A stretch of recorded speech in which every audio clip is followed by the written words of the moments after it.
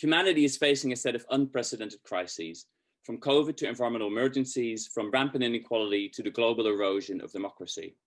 I'll be talking about the need for new economic thinking to address these planetary emergencies. While death tolls continue to rise, COVID is a global human development emergency, as can be seen in this forecast by the UN. 2020 will be the first of the past 30 years to see a global drop in human development indicators. By comparison, the 2008 financial crash caused a mere blip. And COVID affects people unequally. On the left, we can see that across US states, those that have greater income inequality suffer from exponentially more deaths. Similar patterns hold in different countries and at different scales. For example, on the right, you can see that within a single city, Barcelona, poor communities have much higher rates of COVID. And globally, research has shown that not just poverty leads to more COVID deaths, but also that income inequality within countries is a predictor of COVID cases, just as can be seen in the American example. These patterns do not just hold for COVID, but for almost all diseases and for life expectancy and well-being. And despite improvements in addressing global poverty, for 70% of people in the world, inequality within their country continues to increase. New pathogens do not fall from the sky. As you are probably aware, COVID-19 originated in bats. The number of diseases jumping over from animals to humans has more than tripled since 1980, and destruction of nature and loss of biodiversity and its disease-regulating functions has played a significant role in this. We are facing a sixth mass extinction, with half of natural ecosystems having already been lost, a quarter of species facing extinction, and more than 2/3 average decline in populations of wild species, as shown here. And then there's the climate emergency. As you can see on the left, growth of the world economy is very strongly linked to carbon emissions as we continue to use oil and gas unabated.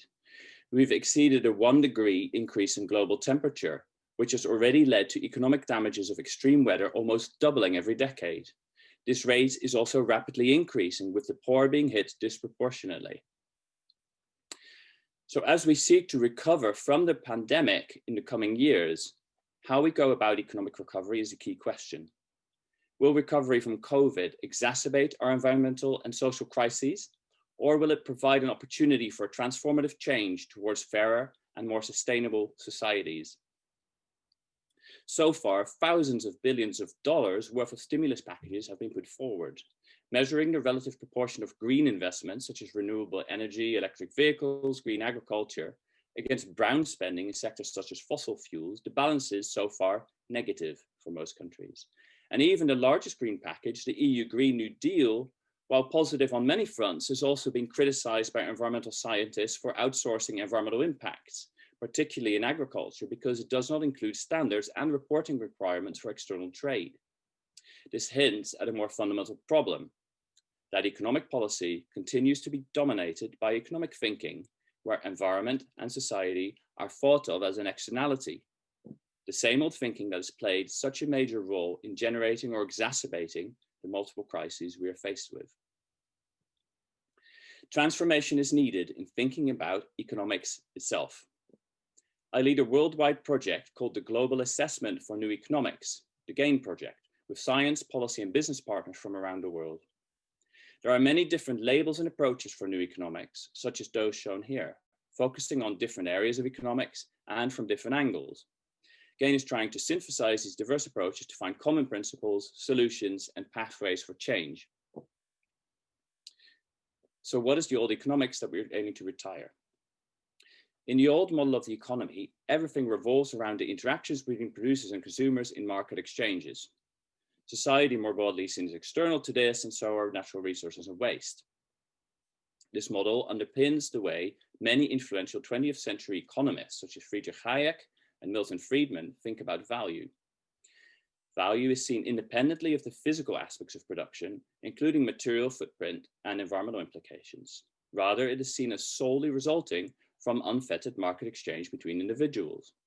This is assumed to take place independently of institutions, such as the power of corporations to manipulate markets and consumer demand through advertising, and also independently of social aspects, such as how people's economic behavior is influenced by their worldviews and their social relations. As Margaret Thatcher said, there is no such thing as society.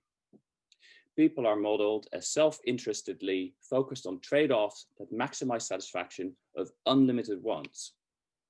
Economics and social policy should be kept strictly separate from this perspective. As Milton Friedman said, the social responsibility of business is to increase its profits. Economic welfare is generated by exchanging more and more efficiently and counted at the societal level by the total value of those exchanges. As a result, the rich, who have more to spend, count more towards aggregate indicators of economic progress. They can also be characterized as a societally positive force, as drivers of progress and prosperity, because their self-interested actions ultimately enhance social welfare. Although this thinking was developed and expressed in an ideological conflict with Soviet communism, what is interesting is that both ideologies came to fetishize the same aggregate indicator of economic value, gross domestic product, or GDP. As it was deemed to represent aggregate economic value in society, GDP became a core normative goal in economic thinking and policy. But the problem with GDP as an indicator and the old economic theories of exchange value is firstly that economic exchange in markets itself is deemed to be a good thing, regardless of what is being exchanged. So it can include a lot of things that are socially undesirable, like gambling, selling arms to dictators, or things that damage the environment. And secondly, that what is not being exchanged is being left out of the equation, as Robert Kennedy already observed. This includes things like the quality of our social relations, the environment, and unpaid care and volunteering. Economic growth is also unfairly shared within many countries, both developed and developing, in this case, both China and the US, the richest taking an ever greater share of national income. And as we saw earlier, GDP is strongly tied to environmental impact, including CO2. While there is relatively coupling of GDP and CO2 happening for new technology, the link between the two is by far not being broken fast enough to achieve net zero on time globally to stop runaway climate change.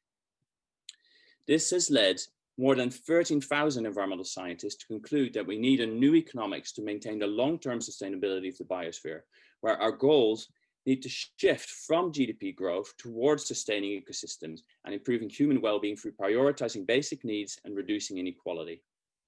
While there are many different policy solutions for the multiple crises, unless we start to rethink what the economy is for and how we measure progress, we cannot achieve fair and sustainable societies. We need to let go of our obsession with the size of the pie and focus on its quality and that it is shared out more equitably. This means we need new indicators, new models for the economy, and a new set of core principles to underpin many diverse solutions. The good news is that new economics is not so new anymore.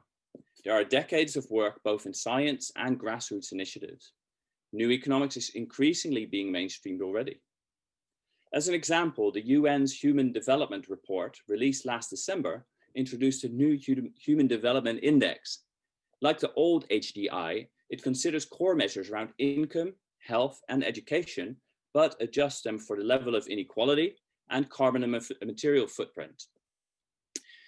The report also points out the limits of using single indicators and introduces sets of multiple indicator dashboards for progress in different social and environmental domains. This kind of approach has already been taken since the 1990s in Bhutan through its gross national happiness framework. And there are also some parallels with the set of well-being indicators introduced a few years ago by the Office for National Statistics in the UK. However, the UN's unified approach also allows for comparison between countries and for really mainstreaming this around the world. In terms of new models, a concept that is rapidly gaining ground is the donut, developed by Kate Raworth. The hole in the middle of the donut is the space where people's social needs are not being met. Outside of the donut is the space where we exceed our planetary boundaries, including in terms of climate and biodiversity. Economic policy should be explicitly geared towards developing economies within a safe and just space within the donut itself. The underlying conceptual basis of this is grounded in ecological economic understandings of the economy depicted on the right here, where society and environment are not externalized, but the economy is explicitly seen as part of broader social systems, and this is in turn nested within our Earth system and ecology. This gives rise to accounting for the economy, not just in terms of market exchange values, but also in terms of its material and energy footprints. The overall size of the economy is limited by ecology, emphasizing circular and renewable energy flows. Coming back to the question of GDP, what these models propose is that the right size of the pie is fundamentally given by social and ecological considerations, not exchange on markets. This means that the economic question is not about aggregate growth, but about which economic activities and sectors we might want to grow and which we might want to shrink to achieve social and environmental well-being. Key is to develop economic institutions with the right set of incentives through a mix of government, market-based, and civil society approaches in an integrated way. This includes taking care of workers in unsustainable sectors through, for example, reskilling and social security. A key way in which we need to implement this thinking that I want to dwell on for a moment is in reconceiving our money system and our understanding of government finance and national debt.